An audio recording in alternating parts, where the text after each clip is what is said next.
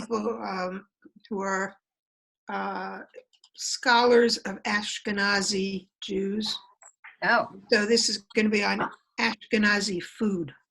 Sounds fun. It starts on Friday. Well, you'll have to let us know how it goes. 7 sessions. Do you know And what you you're don't have to, you're not tied to the screen like for Zoom. They're going to send you something and you can watch it whenever you have time. Oh, great. And you're like ingredient lists, so you know what you, I bet, yeah. but they haven't told you what you need this week No, or what you're going to be making. no. well, our big project is to try to make challah this Friday because in my husband's family, they're all making challahs on Fridays and posting pictures of these beautiful challahs, and so we've taken up the challenge. We're going to do it. Nice. Have you been able to find flour and yeast? I know that's. I haven't done that yet, so it's hard to. Well, I think I have flour, but I am going to have to get yeast. It's hard to find. Good luck. Good luck. Yeah. Yeah, you might want to start looking because that is an ingredient that's been in challenging supply. Oh well. You know, yesterday a friend sent out from Israel the anniversary of Israel's 72nd birthday. So I watched that for like 2 hours. It was spectacular. It was meaningful and the entertainment was fabulous. Wonderful. I gotta move you guys over here. Okay. Because hey Sandy, there you are. Good morning. I have 2 screens and my camera's on the left-hand screen, but the bigger monitor's on the right. So I just moved everybody back over. Well, you look great. How's Carol doing? She had a bad night last night, so she's taking a nap and I didn't want to wake her. So I guess I'll let her have the replay of this one after she's done.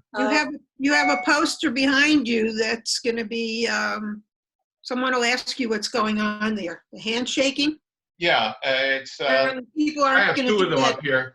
This is my office and that one says, that was when I was in sales, says rule number 1, if we don't take care of our customers, somebody else will. Okay. That's a good one. When I used to teach marriage counseling or marriage workshops in the Army, we used to tell the couples, if you are not your partner's best friend, somebody else will be. Yeah. Ouch. The other one I have over here, I don't know if I can show it to you or not. See if I can get this thing swung around here while we're waiting. There it is. challenge. Yeah, that one says challenge on it, and it says on it, those who say it can't be done are usually interrupted by others doing it. That's good. There you go. How are you, Sandy? I'm doing fine. It's good to see everybody. I didn't realize, until I got the rabbi's note this morning that we had class today. I thought it was Friday for some reason. I don't know. Yeah, after last week's session, I decided to make a regular time. So we're going to be every Wednesday at 1:00. And I set it up for the next 7 weeks as a recurring meeting. So the same link, all said, hi, Craig, how are you? I thought I had sent that to everyone, but there were I got a lot of emails today from people who couldn't find it. So I don't know. I found that out too with the Shabbat Nash that we do. You're better off sending a reminder email in the morning. Yeah. Letting people know. Yeah. So is the same when is the Musar class going to be? I think you also are making it once a week, but I don't know when. No, our Musar class is meeting on our regular Sunday morning schedule. There had been requests for like an off week check-in, but I only responded to that as per the request of the group, and nobody reached out to say they wanted to do that again. So I'm happy to set it up if people want that opportunity. Well, I think we're scheduled for this Sunday. We are scheduled for this Sunday. I'll see then, yeah. And then I hope everyone is tracking on our socialized while distancing group. I'm putting that flyer up in the chat right now. So this is a new group just starting tomorrow. It's, hi, Frank. Hi, Rabbi Bonnie Capel. Oh, I should change my name because I'm listed as Temple Chai. You're right. I should rename myself. Okay, Rabbi Temple Chai, is that what you're going to call yourself? So Frank, I was just saying, we have I this. want to interrupt for a minute. I'm sorry. I like to call you Rabbi Colonel Bonica. Yeah, that's fine. Anyway, socialize while distancing. First group is tomorrow at 3:30 with Harriet Frost, who is an incredible facilitator. And this is going to be a weekly check-in and socialize group, with a trained facilitator, but no agenda, just get to see people's faces and talk and see how everyone's doing. Reminder, Rabbi, to record this. Yeah, I think I am. Yep. Okay, good. If you look Because at you your, forgot last week. I forgot the whole time. Well, no, you had some of it, but not all of it. Oh no, yeah, no, we're recording. I started in the middle of Marilyn's telling us about her YIVO cooking class.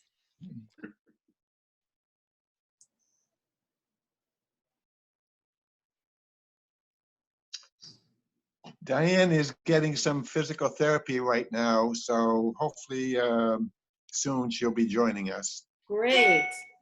That's good to know. How is she doing, Frank?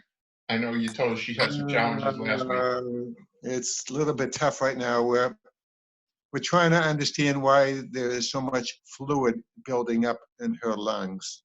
They sent off the fluid from last Wednesday, Thursday, and we still haven't got back a pathology report.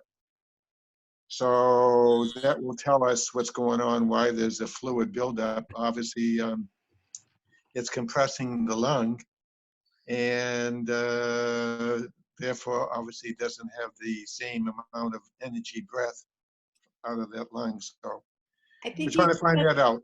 on Monday she was having some more of the fluid taken out. She had almost the equivalent of what was taken out last week. But when we went to the radiation oncologist yesterday, who was doing markings for future radiation, he was saying, I see fluid there. So we're hoping it's not just replacing itself. So, yeah. We're trying to understand what's going on.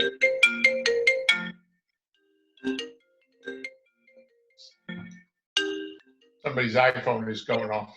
I think it was a rabbi. Could be. I forgot to answer the phone.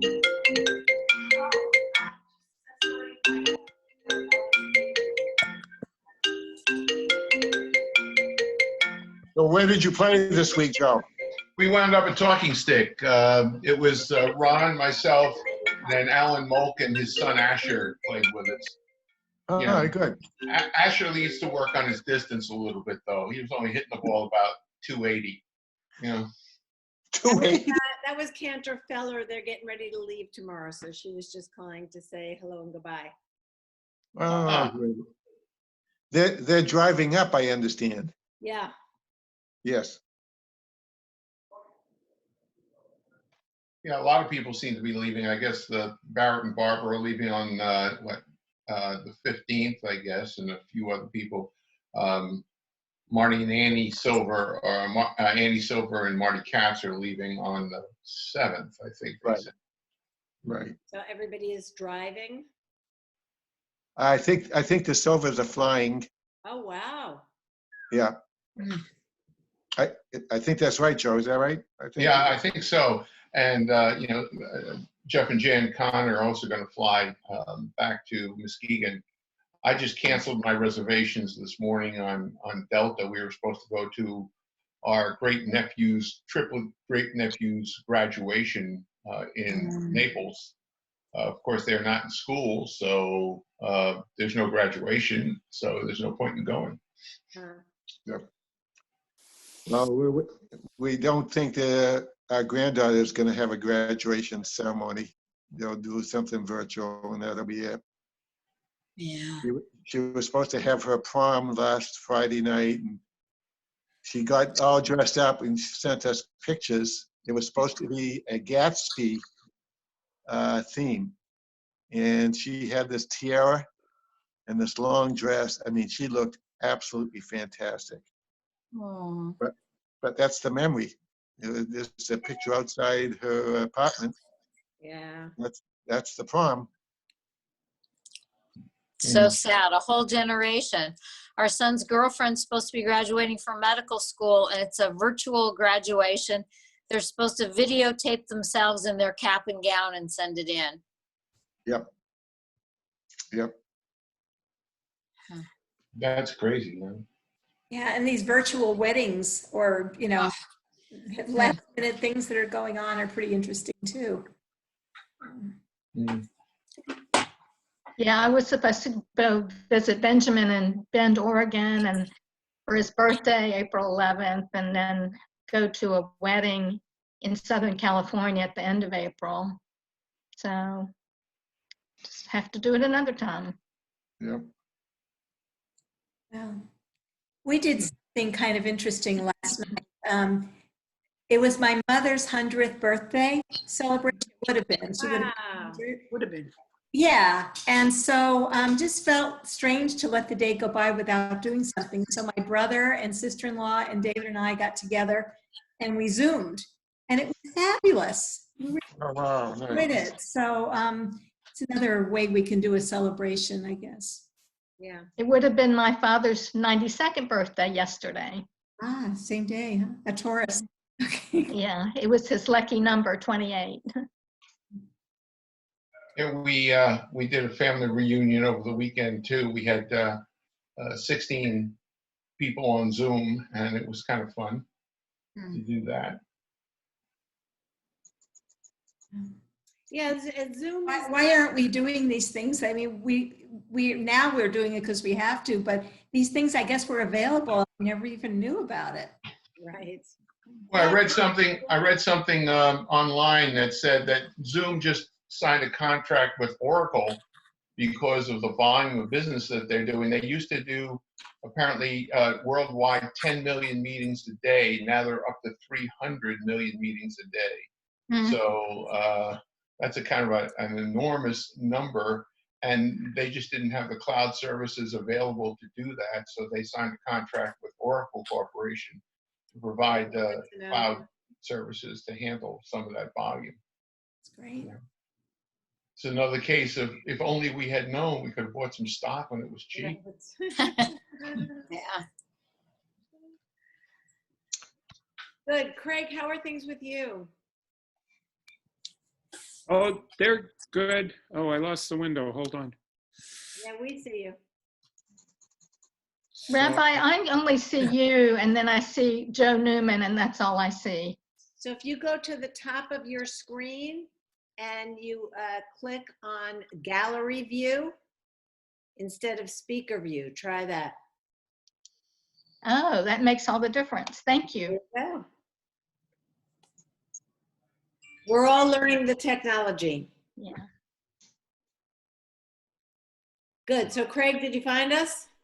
Yeah. So got too many things going. I've been doing well. I'm getting a lot of stuff done around the house. So that's good and stuff. And I've been dealing with a lot of insomnia though, and I realized that when I get stressed, that's how I manifest my stress. So I've been dealing with that, and it's been a challenge to try and keep up with things sometimes. So like yesterday I was really fuzzy and stuff. Yeah. I went to the Israeli song class last night. Oh, good. And I was glad I did because they didn't record it, and I was like almost ready to cancel out, and I would have missed it. So I'm doing well. I'm staying healthy and staying busy. So Yeah. So any of those mindfulness techniques that we talked about last week at all helpful with the insomnia? oh gosh, I'll have to give that some thought. I've been drinking chamomile tea and doing some meditation, but it's like I wake up at like between 2 and 5 in the morning. So it's like, What's wrong with that? Wise about chamomile tea. It's a diuretic. And so if you drink it and then you find you have to go to the bathroom a few times at night, that could keep you up also. oh, it might be backfiring on me. Oh, gosh. Nothing is easy, huh? There's always something. Yeah. Well, maybe I have to just drink water. Yikes. Do you have Insight Timer on your phone? It's a meditation app. Yeah. I used to do this meditation with friends, and we use that. Yeah. It's wonderful. And there's all these different choices. And some of them, if I wake up in the middle of the night, I have a couple that are my go-to meditations, and they just knock me right out. Really? Unfortunately, I have to go to a different room because it'll wake up my husband, but I fall asleep then in whatever room I've gone to. Really? Yeah. Oh, so check it out. Thanks. How do you spell insight in that? INSIGHT. Okay, thank Insight. Yeah, Insight Timer. It's a free app. Never And there's hundreds of meditations, and you know, some of them are a little goofy. So you kind of have to find ones that work for you. If you don't naturally sort of attract to all of them, sometimes they'll make my husband just start laughing sometimes. That's another reason I can't really listen to them in bed with him. He'll just start cracking up and say, that person sounds so silly. You know? But it puts me to sleep. It's really very, very relaxing. It's funny how the same thing can put, like the radio with the news on, can put me right to sleep. I'll keep my husband up all night. So just everybody responds differently. Good. Well, let's, anything else for the good of the order? Anybody want to report any good and welfare from your world?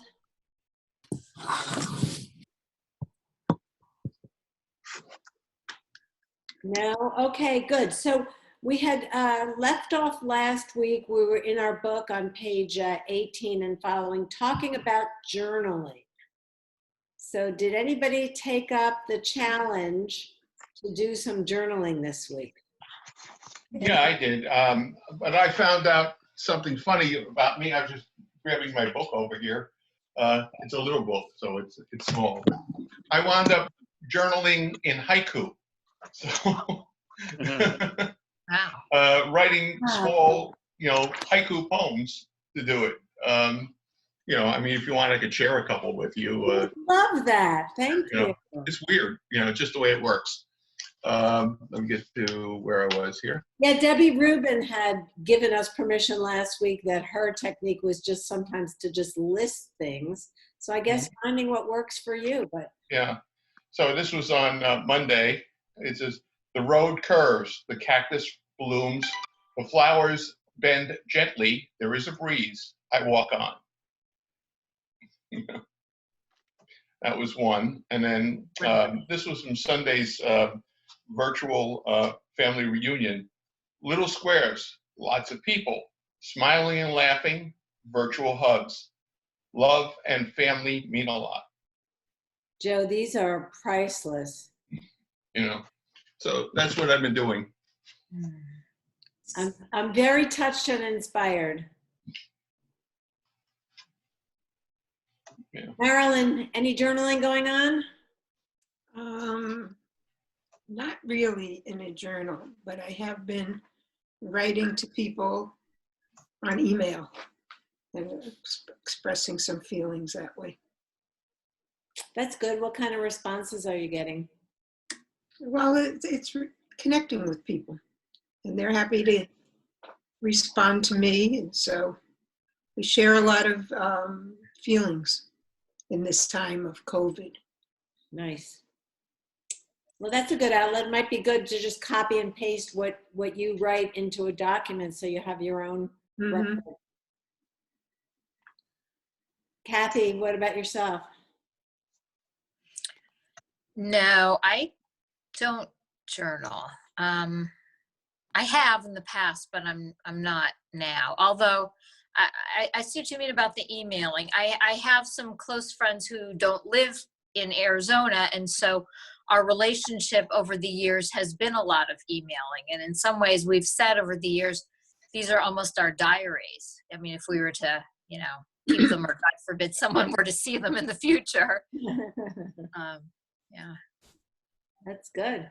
Sandy, I thought I saw, I mean, you are already presumably journaling as part of your Musar practice. So Yeah, no, I've been concentrating on doing it more since we talked about, you know, focusing on it this week. And, you know, finding that I've just had a lot to be grateful for, a lot of gratitude this week. Just things that people are doing for each other, that we're doing for other people. And it just, it's a good feeling. And so anyway, it was a good week for that. Great. Was there anything that surprised you that, you know, out of the ordinary of something that you felt gratitude for? Not so much. Well, just grateful for everything, for people who are working in the grocery stores, that are delivering the food, that are, you know, just things that I might not have even given much thought to before. But now I'm kind of appreciating a lot of things that are people that are letting us live our lives and be healthy. So, yeah. Just more awareness. Mm-hmm. Good. Lori? Yeah, I like Marilyn, just writing emails and texting and celebrating my father's birthday yesterday with family through a photo that I sent, and some thoughts I had about him, and just wishing my cousin that lives in Israel a happy birthday today, and like Sandy, feeling gratitude when I take my hour-long walks at night. Good. Craig, so have you expanded your journaling beyond Musar? No, but I've got some good ideas listening to people here. I like the poetry thing. I'm part of a writing group, and so maybe I can like port some of that into my journal too. So, good thing to know. Yeah, thank you for sharing that, Joe. Mr. Blake, we know you express yourself through art. What about words? Any journaling, or you're just all about art? No, to be honest with you, I have not done extensive journaling, but I've put down various one-word thoughts per day, such as frustration, overwhelmed, highs, lows, fight.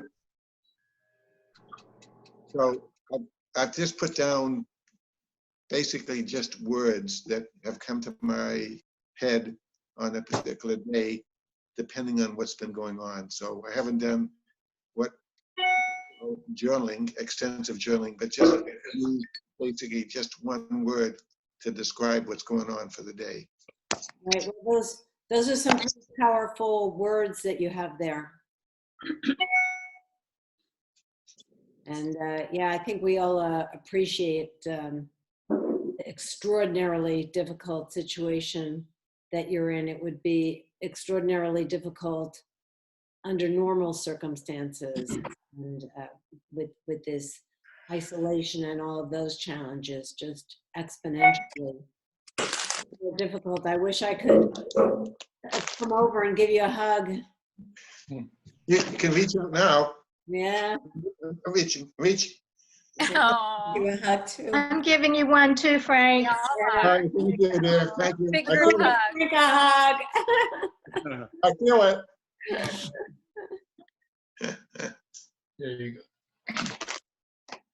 So right now Diane is getting physical therapy, and on Monday they took a whole bunch more fluid off of her lungs. Right. What else is going on? Well, that's obviously dragging down her energy level, because I think that's impacting obviously her breathing. So we held off her physical therapy for a week. Now I pushed to have her come back in, and we're trying to get her energy back up at this point in time. And we hope that we'll find out what's going on with why the fluid's been building up. And just take it one day. Are you going to get in to see a doctor physically at all? We had to go in, obviously, to get the fluid drained off. So that was Dr. Finberg's office. And Steve has been very good in terms of getting us connected there, so we don't have to wait and can get right in. Wonderful. And are you able to look ahead at all to think that you might get to Munns Park, or? Well, we talk about it. We have that as a goal. And so we have not given up that idea and that thought. So we'll see how it plays out. The rental situation there is still developing. People are going up and renting homes, and what are they, like, disinfecting them in between renters? I really don't know. This place that we got a lead on is a brand new a modular home that she's still finishing off. We were supposed to go there May 1st, but she wasn't ready, and she was questioning what our summer plans were, and she was happy to hear that we wanted to postpone. So we are now looking at June 1st, but depending on how things go, we may try to just forestall it a little bit, but she's not pushing us at this point in time. And my suspicion is there's not too many rentals going on right now. So that was kind of a win-win, though, that she wasn't ready. And yeah, she wasn't ready, and obviously we weren't ready. And we'll give this month to find out, in a sense, what our looking forward would be. But Diane would obviously love to anticipate getting out of the heat. I know it's been such a meaningful thing for you guys. Yes. And as you saw, the fire station is reserving their time if we can all get there. All right. July 17th. July 17th. Okay. Shabbat in the Pines. There you go. Sandy Coppell, are you there? Yes, I am. Hey, yes, I am. Mom, could you like put your computer on a book or something so that we can see all of you? I'm eating. I don't need you to see me chewing. What are you having? I went for a walk and I came home, and there was an exercise class, which I left early so I could come to your class. Oh, excuse me. I don't want to interfere with your.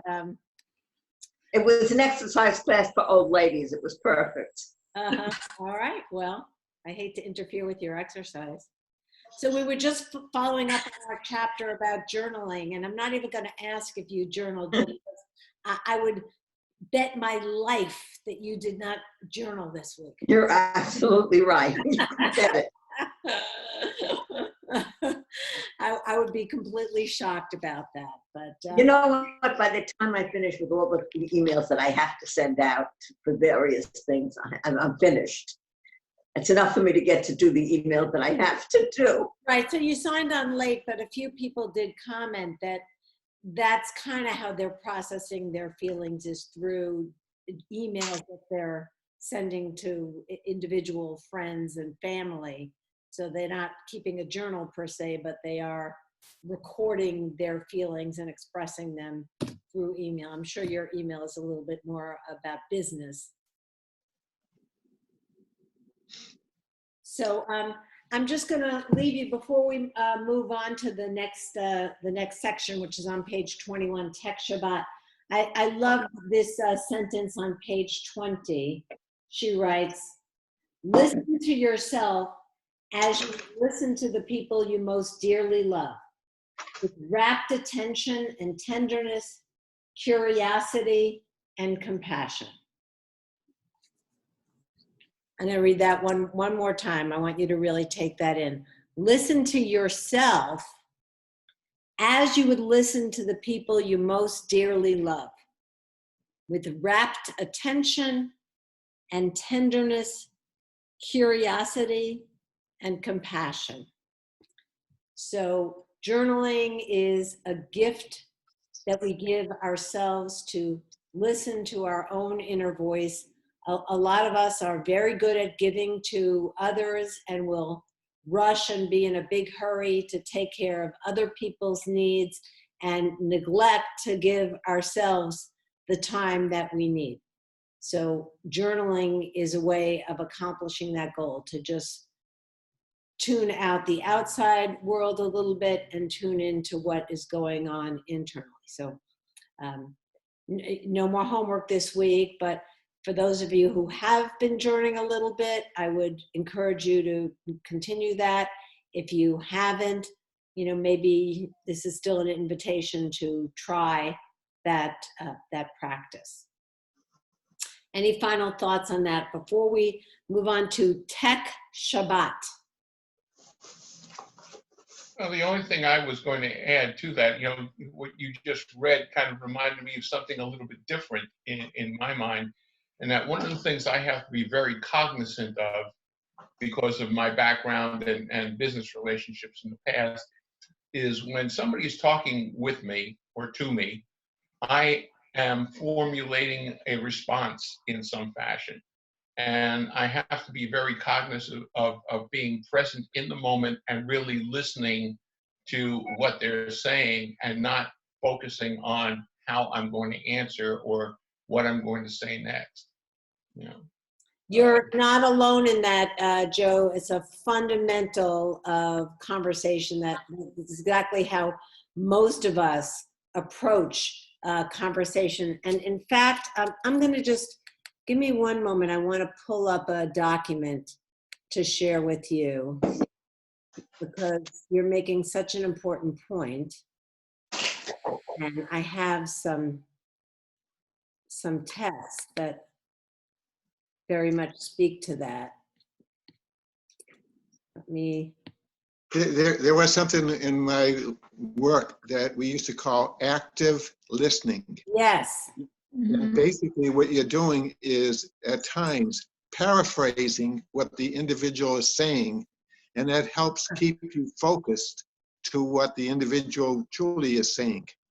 Right. So what I hear you saying is that we're talking about active listening and paraphrasing. Yes. Right. So when I've studied communication theory, the way I've heard this expressed is seek first to understand and then to be understood. So I have this massive document that I've collected over the years about Jewish teachings as they relate to Lashon Hara and gossip and how to rebuke people. And there's an addendum to it, these 2 pages from a book by Ellie Spitz. So the book is called Healing from Despair. It's a wonderful, very personal book where he opens up about, he's a rabbi, about his own struggle with depression and suicidal ideation. And as I read the book, I found that there was this theme about listening and some beautiful, beautiful ways that he talks about the gift that we give through listening. So we're not going to read all of it, but I'm just going to share a few thoughts since Joe brought it up and it is such an important point. When we listen to a suffering soul, we offer a precious gift. And in doing so, we become a blessing.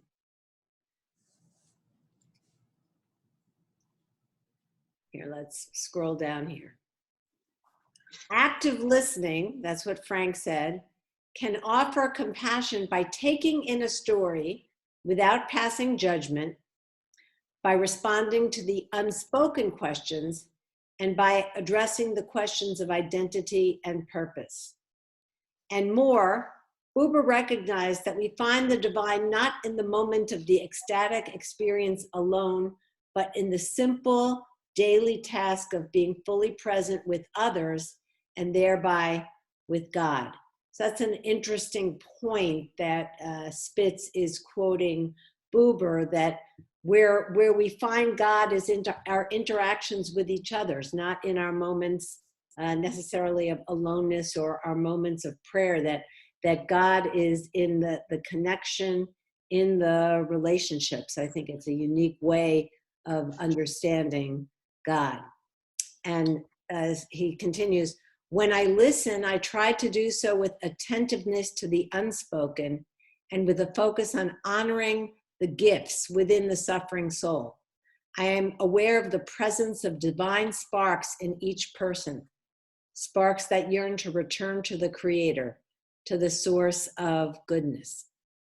A lot of emphasis on the fact here that if we open our hearts, he seems to come back and again to this phrase, the suffering soul, that if we really can engage in that active listening, as Joe said, in listening just to hear what the person is saying without thinking about how we're going to respond to it, that we will tune in to the suffering within that person. And, you know, it's kind of seems like maybe a negative way to look at individuals, and yet that is the reality of our lives. Bertrand Russell said in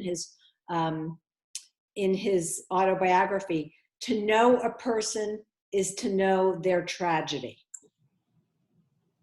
It's only in a superficial, Rabbi Joseph Telushkin likes to quote his mother, who said, the only people I know who don't have problems are people that I don't know. So, you know, you scratch the surface, look at other people's lives, and you think everything is beautiful and perfect. And that's maybe true on a superficial level, but when we really listen, we open ourselves to hear the pain.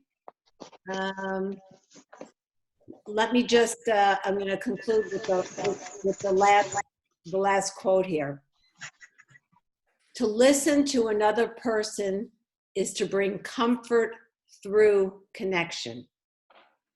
In listening to a soul in pain, sometimes all we can offer is mindful listening. We can't fix people's problems. You know, much as we'd like to, we can't wave a magic wand. And in that act of listening, we validate that the soul is worthy of time and attention, that the burdens that cause pain are real and heavy, and that good continues to exist in a broken world. Our very presence as caring listeners attests to the kindness that exists in an imperfect but beautiful world. So what a gift we give each other through that listening. And I think going back to our text, the suggestion is, you know what, we are also worthy of receiving that gift from ourselves, of really listening with compassion to ourselves. So I will stop sharing that. I kind of warmed up here. I'm gonna take my jacket off. Got a hot flash. Yeah.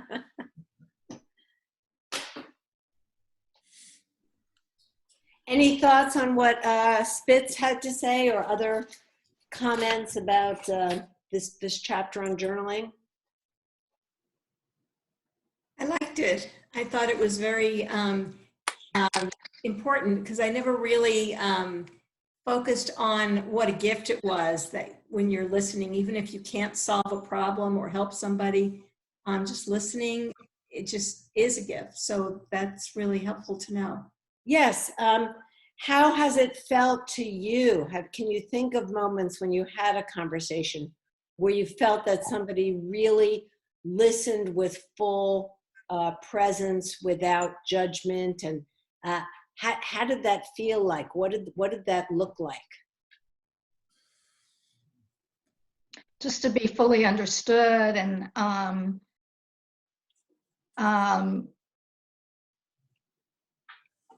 which is hard sometimes when if you're frustrated, like Frank was saying, or having trouble, just kind of feeling alone in your thoughts, and having someone really hear you and understand you. I think for me is sometimes the body language tells it all. Amen.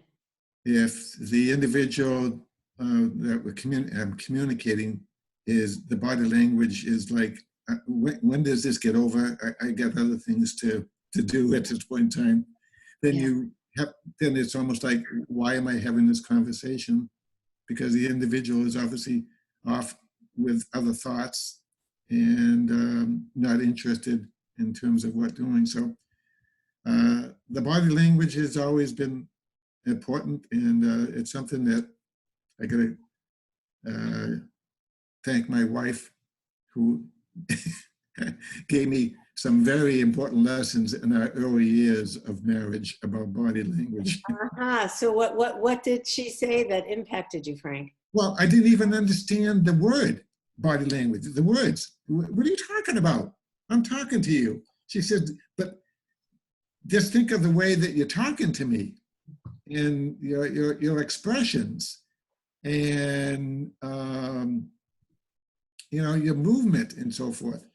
And it's just like, it caught me to say, oh, there is something about the body talking without verbalizing it. And from that point on, I became very conscious of the expressions, my mannerisms, and eye contact. Some people say, well, eye contact is not important. I've found over time it is extremely important. So eye contact is part of active listening, body language. What else besides eye contact? Just, I guess, not fidgeting, just not moving around, just try to look the individual in the face, be contemplative, acknowledging, being acknowledged and acknowledging. Yeah, Laura. Also leaning. I'm sorry to interrupt. I was going to say leaning forward. Yes. With the eye contact. Right. Right. Versus stepping back and putting your shoulders, arms folded, and like, what are you talking about? There are tons of courses on that too. I mean, yes. Having open body language versus sitting out like this. Yes. Other ways.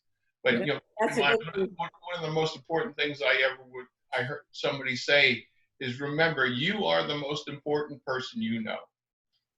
And if you think about that, that means the person you're talking to is obviously the most important person he or she knows. So you want to give them that deference. That's well said. Mary Kay, the founder of the cosmetics line, said the secret to success in business is treat every person you meet as if they were wearing a sign that said, "Make me feel important." Oh, nice. Hi, Barbara. So nice to see you. Oh, I will in advance apologize if I have to zoom in or out, or if the monitor that I am watching starts going off, I will just. Yeah, Barbara's got the kids and grandkids living with her. How's that going? It's wonderful and hectic at the same time. The wonderful part is that I'm having all this incredible time with a delicious 4-year-old and 1-year-old. But the crazy part is that my kids, my son and his wife are both working full-time from the house. Wow. Almost full-time. My daughter-in-law is not full-time, but 4 afternoons a week. And they're very active, healthy, active, rambunctious. Little boys are a lot more active than little girls. I forgot about that. Yeah, it's so true. I'm exhausted by about 4:15, 4:30 when my daughter-in-law stops work, and then she needs my help so she can get dinner ready for the kids. So I don't get a chance to collapse until later, but I'm very thankful everyone is fine and well. And the only part that is lonely for me is that I'm not able to really spend time with Leah, who has a baby. Yeah. So we're talking. She has a stepchild. So yeah, we're finishing up our chapter on journaling, which you weren't here last week, but we talked about people's experience with journaling and trying to understand journaling as a means by which we give ourselves attention and listen to ourselves with the same respect that we would want to have and to accord to others in conversation. And that led us to now be talking about active listening and what is active listening look like. So we were talking a little bit about body language, about eye contact, about leaning forward, about not fidgeting, about listening, not with an eye towards when is that person going to stop talking so it'll be my turn, but really giving them focused attention. And you should be aware that in your absence, Frank Blake was saying how much he appreciates your husband's care of Diane and just making this very, very difficult situation, a little bit easier because of his kindness and caring. So please let Steve know that we all appreciate how much he's taking care of our beloved friend. But today in listening, even we don't have that much face-to-face listening here where I am. We have it both basically on a phone because we don't congregate, we don't speak in person. But somehow I get the feeling when I'm talking to some people, they're listening. And when I talk to other people, I figure they turned me off, after 2 seconds, and they were only interested in what they had to That's say. interesting. So even without the cue of the body language, that you can still tell if somebody's listening or not. Absolutely. And can you articulate what some of those cues are? They'll say, oh, I'm in a rush now, or I have to go, or they'll start talking about their problems, whatever. They're not really paying attention to you. Right. So there's a phrase I learned called the autobiographical response. It's such an important takeaway in conversation. So the autobiographical response is you're telling me your story about yourself or someone in your social circle. And instead of listening for understanding to what you are saying, my response is, oh yeah, that happened to me. That happened to my aunt. I remember, something, bringing the focus back to yourself, the autobiographical response. And I will say that this was a significant learning takeaway for me in my work as a rabbi, because early in my career, I thought that was a way of connecting with someone. Oh, you're telling me your experience. I'm going to tell you how I had a similar experience, and that's going to build a bridge and a connection. And I learned through painful experience and painful feedback that is not the case. All that is doing is hijacking the conversation back to me. And it's not helpful, and it's not what people want. If they are telling you a story, they want the focus to be on them and what they are sharing. And giving an autobiographical response is not good listening, and it's not building a connection. So I'll pass that along as something I gained through painful experience. When I used to have couples retreats in the Army, I worked with a chaplain, Val Sutter, who's a very good friend. And he would have the couples on the edge of their seats with this phrase. He said, I'm going to teach you the magic words. And you want to talk about active listening. Everybody was like with bated breath. What's he going to say? What are the magic words?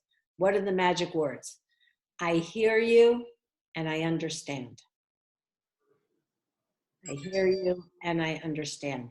And, when you talk about body language, when you feel heard and understood, you will see people's whole affect change. The shoulders relax. They may exhale. And, it's okay to try to paraphrase and tell. So if I hear you saying blah, blah, blah, blah, blah, blah, or let me make sure I understand, blah, blah, blah, blah, blah. If you don't get it right, you know what? It's okay. People can handle that. Well, that's not exactly it. Okay, well, why don't you try to tell it to me again? And it's only if you're in a conversation with someone and they keep telling you the same thing over and over again, that is usually a good sign that they do not feel heard and understood. And that's why they're repeating themselves, is because they're just going to keep saying it until they feel like you get it. And until you stop talking about yourself and paraphrase in such a way that they get that you get it, they're just gonna keep talking and telling you their story. So we talked. Go ahead. I had an interesting experience this week. Around 9:30 at night, I got a call from somebody I never speak with. And she said, I just have to speak to someone who knows this person that passed away. Oh, yeah, my mom lost a good friend this week. And she said, I just have to speak to someone. And so we sat on the phone as if you were in a Shiva really house. And we spoke about the person. She called and said, I just have to speak to someone who will understand me. I was very touched by that. Well, it's nice you could be there for her. You're one of the few people that anybody could call at 9:48 at night. It would still be early in the evening for you. My mom is a night owl. It has, we're 2 hours apart from New York, or right now we're 3 hours apart. And it has happened that she has called me in Arizona and I'm already in bed and she's up. Oh. 11:30 in New York. It's 9:30 here. I'm half asleep, and she's still going. So the head nod thing, that's also a way that people give a visual clue that they're tracking. I wanted to mention something very subtle about body language and listening that I learned that was interesting to me. So if you are sitting with someone physically and you want to communicate that you are actively listening to them, you can cross your leg towards them. And that is a subtle subconscious sign that you are with them and engaged and listening to them. So check that out. And next time you're like physically present with somebody, if your leg is crossed away from them, they will perceive that you are not as connected as if your leg is crossed towards them. Also, look at a person's feet, what direction they are facing. If somebody has a foot that is facing towards the door, that is also a subtle subconscious cue that somebody is not listening as actively, because in a metaphoric way, they have one foot out the door already. So these are things I've learned from studying active listening in my experience. And, of course, as a rabbi, this is something that I do a lot. When I'm in my office, people come in, they want to share very personal things that are of deep concern to them. So that's why I've studied a lot about this. And I will try to arrange my body, consciously on my part, to subconsciously make sure they know that I'm listening. So angle my legs towards them, be looking, be paraphrasing, nodding my head, eye contact, not giving an autobiographical response. The autobiographical response, it's amazing. I'll think of something and it'll almost come out my mouth, and then I'll close my mouth and not say anything. And guess what? The conversation just goes right on. They never miss what I was saying.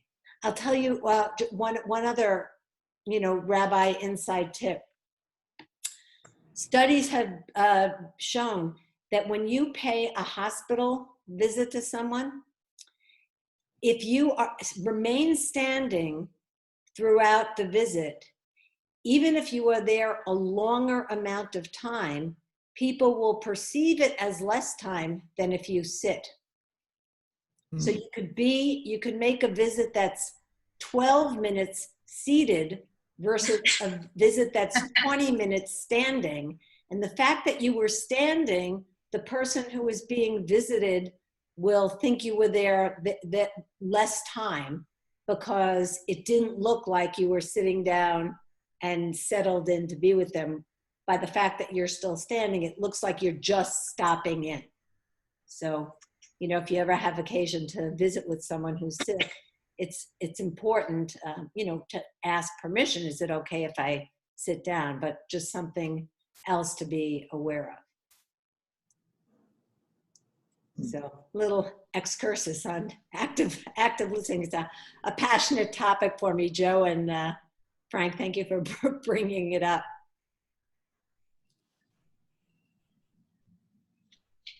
You know, it's very obvious to me, since we're talking about this in a Zoom environment. In other events, sometimes that I've been in, you wind up with people stepping all over each other trying to get into the conversation. And so, you know, that they are more anxious about sharing what they want to say rather than listening to what somebody else wants to say. Yeah, people have commented to me, I think in Torah study, that they like the Zoom Torah study better because it is more respectful and one conversation at a time.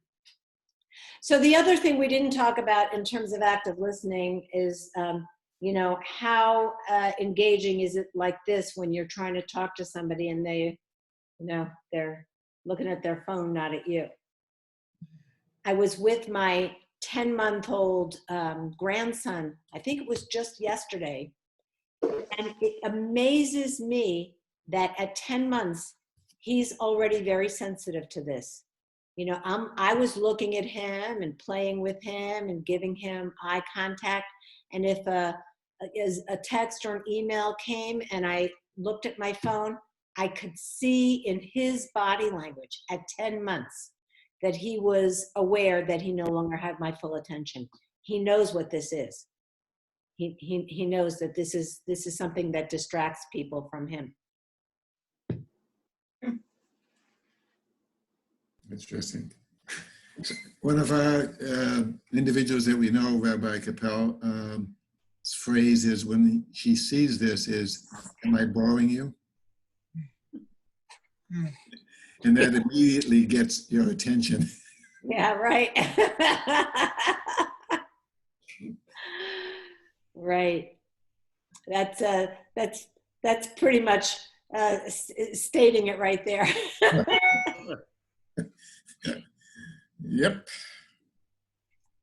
Well, good. So, you know, speaking about the phones is a good transition into the next chapter on page 21, Tech Shabbat by Tiffany Schlein. And I love this phrase that she uses. She talks about soon we were mainlining data. You know, what a graphic way of expressing how tied and connected we are to the phones, the internet, the email, text, emails, calls. But her comment is connecting broadly is meaningless unless you also connect deeply. So we have breadth of connectivity, but not necessarily depth of connectivity. And the suggestion is when and how should we try to unplug? So I'm going to go around the board again, Marilyn, so that means I'm going to pick on you first. Right now, of course, we all have to acknowledge that the technology is a godsend. And it's interesting because, you know, Rabbi Cherno and I have talked about the fact that during normal times, we try not to engage, at least publicly, with technology on Shabbat, not posting stuff on Facebook, not responding to texts and emailing. But she and I have kind of come to an agreement that right now, all bets are off because that's our only way of reaching people. So we can look at it both in the moment, this quarantine moment that we are, and also more broadly in general, how connected we are. Would we prefer to be able to disconnect? Are we able to disconnect? When, why, and how? So Marilyn, you feel comfortable with your connection to technology? Too much? Not enough? I feel comfortable. My grandchildren are at Pardes, 2 of them, and they're back in school. They were off for 2 weeks around Passover. and they are doing online work from like 9 till 3. So it's kind of admirable how the teachers stepped up and created all this learning. I know I saw the PE coach was having them do jumping jacks. I didn't see them do it because I'm not going into their house. We are distancing. So we'll sit together outside in the backyard or something, but it has to be after 3:30 because they're in school all day now.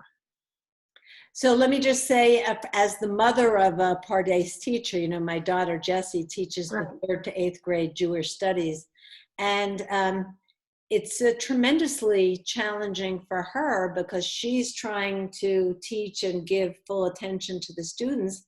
She is home alone with a 10-month-old and an almost 5-year-old who, you know, don't quite understand, you know, mommy's working right now. Mm-hmm. So, you know, I do appreciate people's forbearance with the fact that she can't be 100% present. Sometimes the kids just absolutely need attention, but you know, everybody's suffering a little bit. But if you speak to my kids, they would much rather be in school. Yeah. It's harder to be learning at home, and yeah, they would much prefer to be at school. Joe, what about yourself? Are you tethered to the internet or able to disconnect?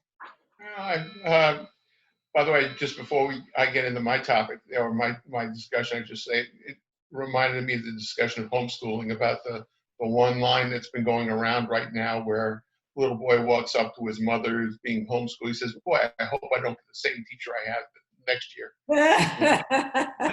Right. I saw something the other day like, who do I call when I need a substitute teacher? Well, you know, I have all said to people for many years that this is a good news, bad news device. The good news is that I'm always connected. People can always find me. The bad news is I'm always connected. People can always find me.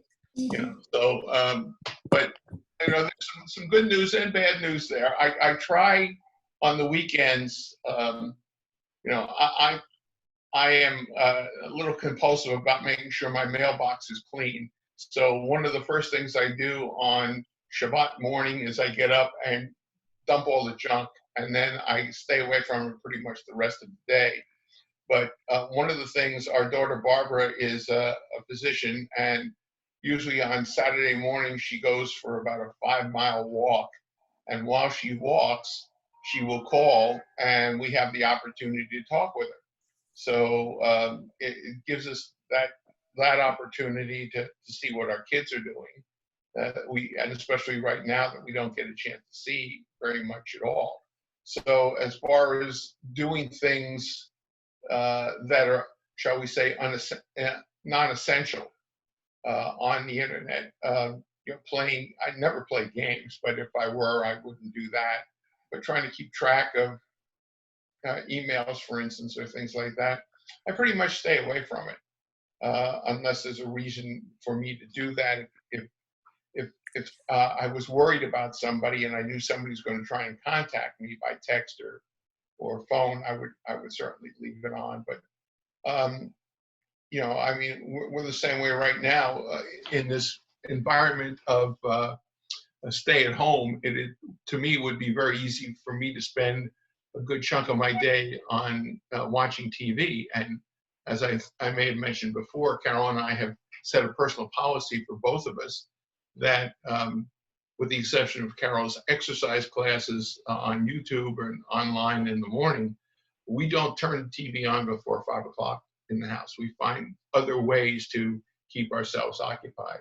So, you know, technology is a good thing, but you don't want to be addicted to it. At least that's my philosophy. I try not to be. Yeah, that's why I like that line, mainlining data. You know, it had that precise addiction metaphor. Well, that's great that you're able to have a Shabbat, a tech Shabbat, as it were, as our author is suggesting. Sandy Kane, what about you? Well, I realized early in this pandemic thing that if I watched too much CNN, I was going to go crazy. So I had to cut myself off early on. And we pretty much, we'll check it in the morning, we'll check it at night, but not too much during the day unless something weird is happening. But, Something weird is happening. yeah, well, there's always something weird happening, but something really crazy is happening. We'll try to stay away from it, and that helps a lot. And we have other things. I mean, I do enjoy music, and things like that. But we go for walks. We get outside. David's doing gardening. I'm doing some volunteer work. We're keeping busy, and a lot of things are going on. I even learned how to make masks, so I just kept away. But then again, I got my instructions on the internet. So, I mean, there's just, Right. I don't watch the news. I'm doing okay. Yeah. So as Joe said, a blessing and a curse. Yeah. Lori, are you living online or? Really just checking my emails and responding and connecting to people that way. On the phone too, with texting.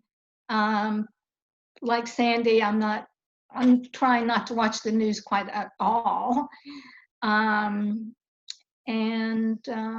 Very, very, very happy that we're doing these Zoom meetings, Rabbi. I want you to know it really means a lot. I live alone, and I don't have family here, and have friends, but this is just really great. I really, really appreciate, and I hope we can do them for however long we can do them.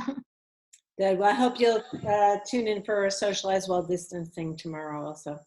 Yeah, I plan to. Craig, it sounds like you have your technology under control. You're ruling it. It's not ruling you, would you say? Well, before I retired, I was IT professional. So yeah, and what I found is that I have found some new things like ordering online. I have saved so much time from going to the store and driving back and forth and everything. So now that I've got the hang of that, it's great and stuff. And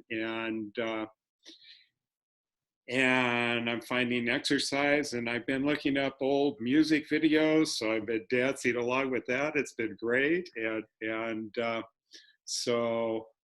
And I probably don't disconnect as much as I should on Shabbat. So that's the main area that I wrestle with. So, but yeah, I'm getting stuff done, and I don't sit down and get lost in the computer. I used to stay up all night playing games. So, but that was when I was young. So maybe a goal of trying to disconnect a little more on Shabbat. Yeah, I'm constantly working at that. So it goes back and forth. It's hard. Mom, what about yourself? I know that Zoom has been a godsend for you also, like Lori living alone. Absolutely, absolutely. Today I finally found a class that had exercises that were good for me. I've gone to a couple of them where they were for much younger people, but this one was tailored for people my age, which was really nice. And I spend much too much time on the computer between the Zooms and the emails. I mean, I just can't seem to get a break from them. I can't get them under control. Okay, so those two different things. Get a break is passive. Get it under control is active. So I think that's what you need to think about, is how can you assert your will with it? Nobody forces you. You can. Well, I've learned that if I try a Zoom and I don't want it, I just get rid of it. Because everything looks wonderful and you want to try it, but sometimes it's not so good. And I've finally gotten to the point where I will turn it off. That's good. So. Yeah, Sandy Coppell, can I jump in there and just tell you that, Carol, if you've noticed, has some physical challenges herself. And we went to YouTube and searched on exercise classes for seniors, and actually in her case, chair exercise classes for seniors. and you would not believe all the classes that are out on YouTube that you can take, from yoga to just about anything else you want. So if you save those to watch later, then she can bring them up and watch them in the morning and go through her exercises. Just an FYI. Awesome.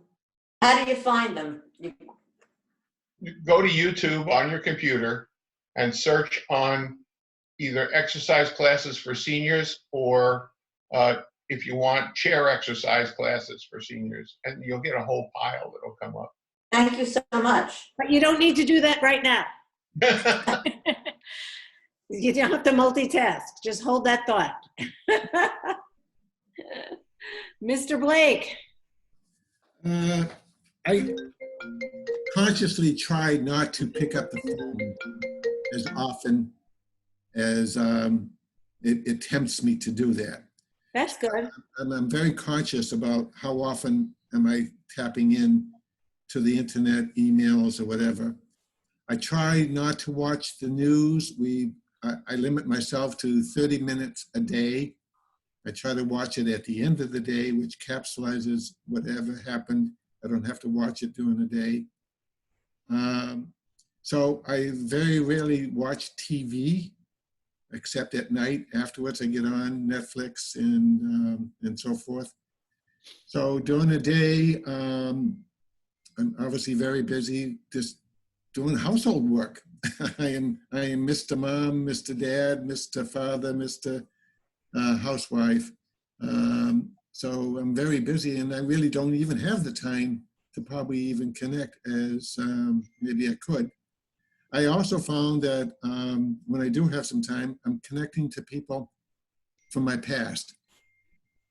So old schoolmates, individuals that I have known over the years, just try to send out an email, what's going on, stay connected. So that has helped me a little bit of staying in touch and letting people know what's going on for me and to find out what's going on for them. I can't remember, was it Staying Strong in the book, in terms of connecting with people that you haven't connected with for some time as we finish strong, to make sure that you reach out to people that you think about, dream about, but maybe this is a good time just to have a conversation, verbally or just via email or texting. So I've done that somewhat consciously and made some contacts with people. I'm sorry to say, Diane used to read a lot, but now her companion is the TV. Her eyesight is not as great as it used to be, so she's relying on the TV for her, so to speak, entertainment, a bit of relaxation.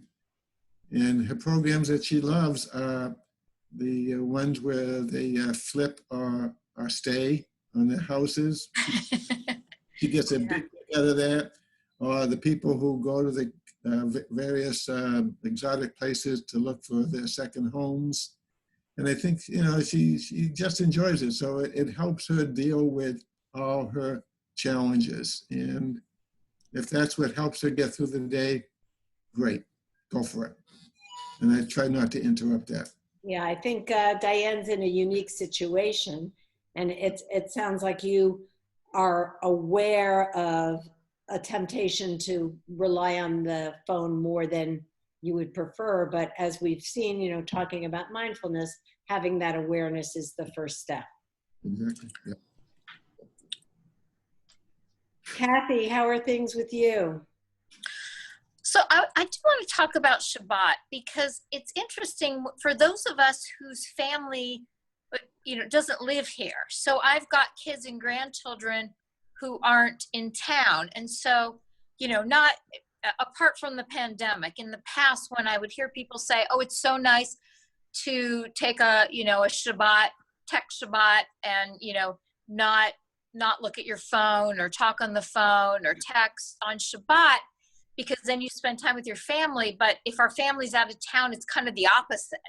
And so whenever I would think, oh, that would be nice, then I think, no, that sounds awful, that I'm not even going to hear from my children and grandchildren on Shabbat. So I guess I kind of want to know how other people deal with that, because if the point in some ways, if Shabbat is, family time, that's the only way to do it. FaceTime with a 3-year-old. Yeah. I think that this is part of the joy of being a Reformed Jew, is giving, Yeah. is giving ourselves permission so that, as long as we are using the technology for our own purposes, as opposed to us serving the technology and being slaves to it, that to me is an important distinction. So I can tell you in my own practice, for example, I used to be more observant about not driving on Shabbat at all. And now I've migrated that practice to where, yeah, I'll drive to the grandkids' house. I'll drive to a park to do something together with the family, but I'm not going to a grocery store or mall or something that's a commercial kind of a transaction. So for me, that's how I look at it. I want to hear from Barbara as well. And then I put up a document that I'd like us to take a quick look at. Rabbi Art Green promulgated 10 commandments for a contemporary Shabbat that may be interesting. But let's hear from Barbara, and then we'll look at what Art Green had to say. I usually do have my iPhone with me wherever I am. And I'm finding now I do more than ever because I keep it like in a little bottle pack on my hip so that I can get communication from a parent or my husband on the other side of the house, and it's only by iPhone. But with the phone, I use that during the day with any news I must know. I've got those those breaking news things that come on the phone if it's something that I really want to know about earlier. Other than that, I generally watch the news in the morning when I first get up while I'm getting dressed. It's kind of on in a little TV in the bath area.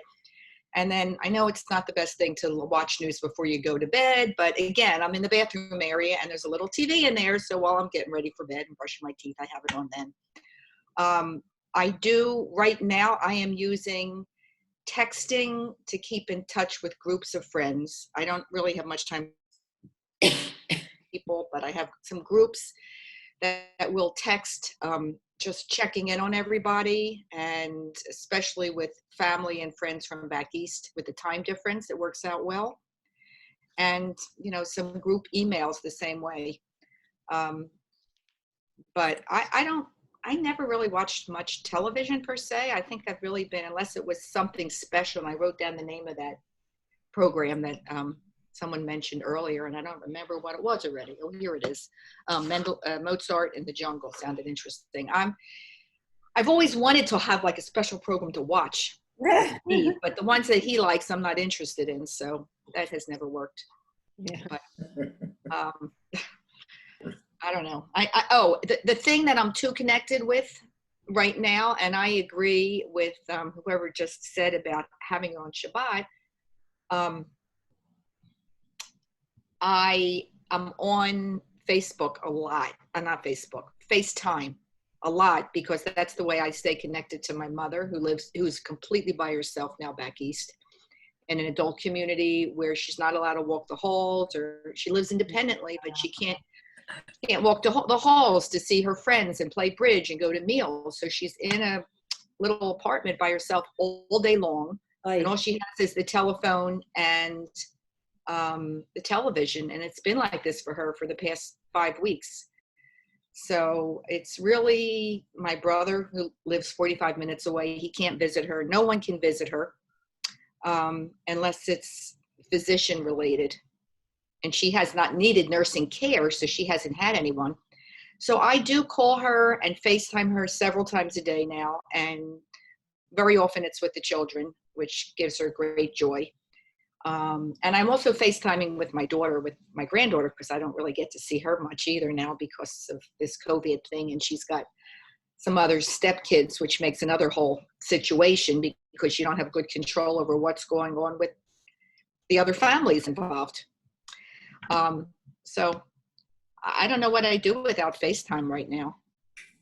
Sounds really tough with your mom. Really, really tough.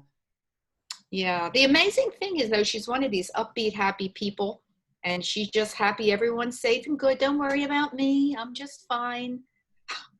I don't know. So, but we do worry. How old are you? Isn't that what a Jewish mother would say anyways? Right. Is that what? Isn't that what a Jewish mother would say anyway? No, they don't all. Not at all. I don't agree. She'll be 92, and she's got health conditions. I mean, she had a double bypass surgery when she was my age in about 2 weeks. Next week I'm going to turn 70, and when she was 70, she had double bypass surgery.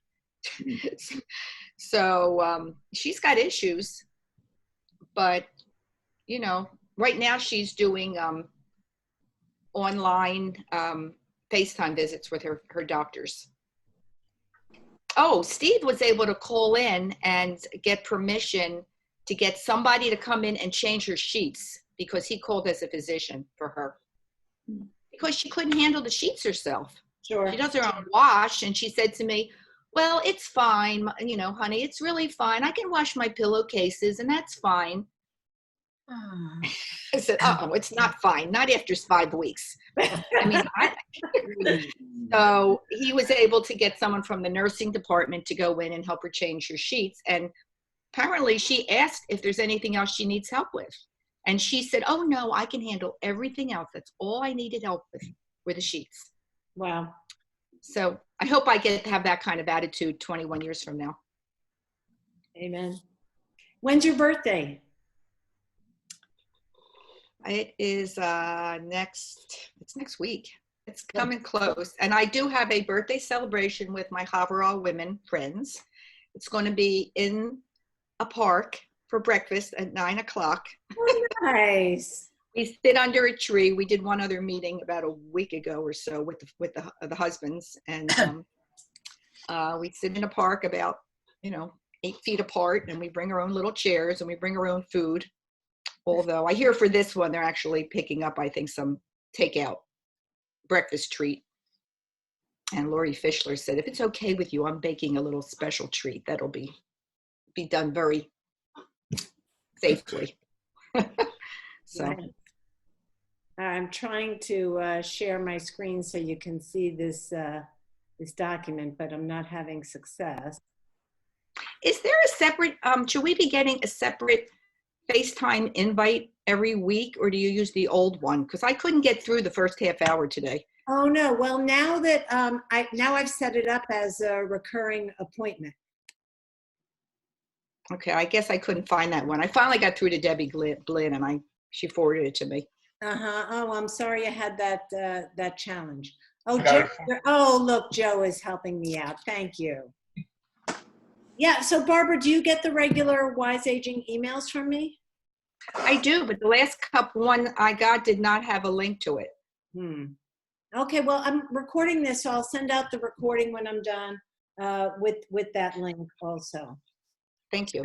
So, Joe, we're just about running low on time here. Do you want to read this for us? So just like the 10 commandments, he's got positive commandments and negative commandments. So first he has 5 positive commandments and then 5 negative commandments, thou shalt and thou shalt not. And you'll love number 1, like as if somebody has to tell us this. Right? Yeah. Number 1 is stay at home, spend quality time with family and friends. Like, what else are we going to do? Number 2, celebrate with others at table, in the synagogue, or with those who can best share appreciation of God's world. Love to do that, again, virtually right now. Study or read something, that's number 3. Study or read something that will edify, challenge, or make you grow. Number 4, be alone. Take some time for yourself. Review your week. Ask yourself where you are in your life. Number 5, mark the beginning and the end of the sacred time with candle lighting and Kiddush on Friday evening and Havdalah on Saturday night. Number 6, don't do anything you have to do for your work life.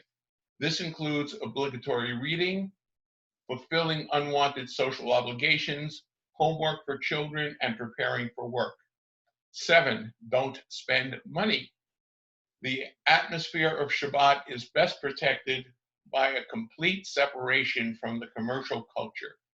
Number 9, don't do business. No calls to brokers, no paying of bills, relax, it can wait. I guess I should add in there, don't do laundry. Number 9, don't travel. This refers especially to long distances involving traffic, airports, hotels, hotel check-ins, and others simply depersonalizing commercial situations. Stay free of encounters in which people are likely to tell you, have a nice day. I don't know why that is. Number 10, don't use commercial or canned entertainment. Stay in situations where you are face to face with those around you rather than staring at the all-powerful screen. Great, thanks. So you can stop sharing that now. Thanks for helping me out there with the technology. Okay. I appreciate that. So as our time today draws to a close, I want to challenge you to think about those 10 commandments and see if there is one thing that you can do on this Shabbat different from what you typically do. One change that you might make, maybe like Joe said, not doing laundry. That's actually a really great suggestion. Something, the commandment is remember the Sabbath day to keep it holy. So what can you do this Shabbat to increase a little bit of holiness in your Shabbat? I'll leave it open for final words. I'm reposting the socialize while distancing flyer because I think Craig had explained to me that if you come in late, you don't see what was earlier in the chat. So that way everybody is here.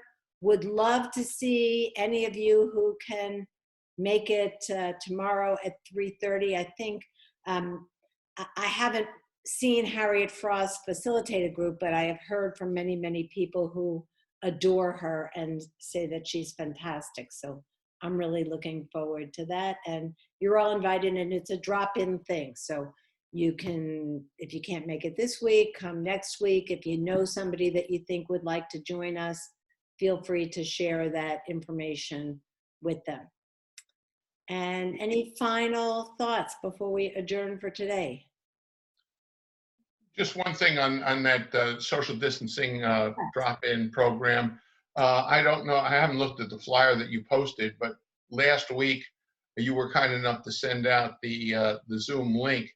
If the flyer usually just has a note to contact, I forgot who is Joan, I guess, at the temple to get the link. So I'll send that to you again.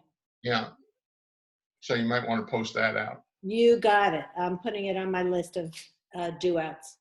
Rabbi, the other piece is, I know we used to have a few more individuals. Is it just we're losing a little bit of interest, or just? Well, let's see.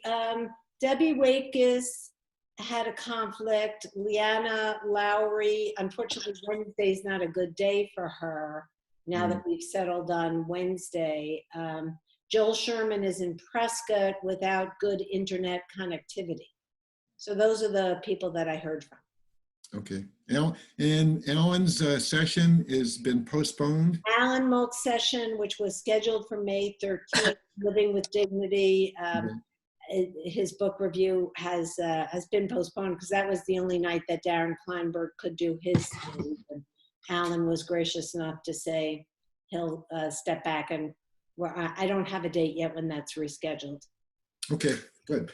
Thank you for those good announcements, Frank. All right. All right. So look forward to seeing some of you tomorrow and the virtual Nosh on Friday and Friday night services. We'll be there. Thank you all for dropping in. Thank you. Good day. Good to see everyone. Bye-bye. Mom, I'll talk to you soon. Thank you so much. Thank you. All right. Take care.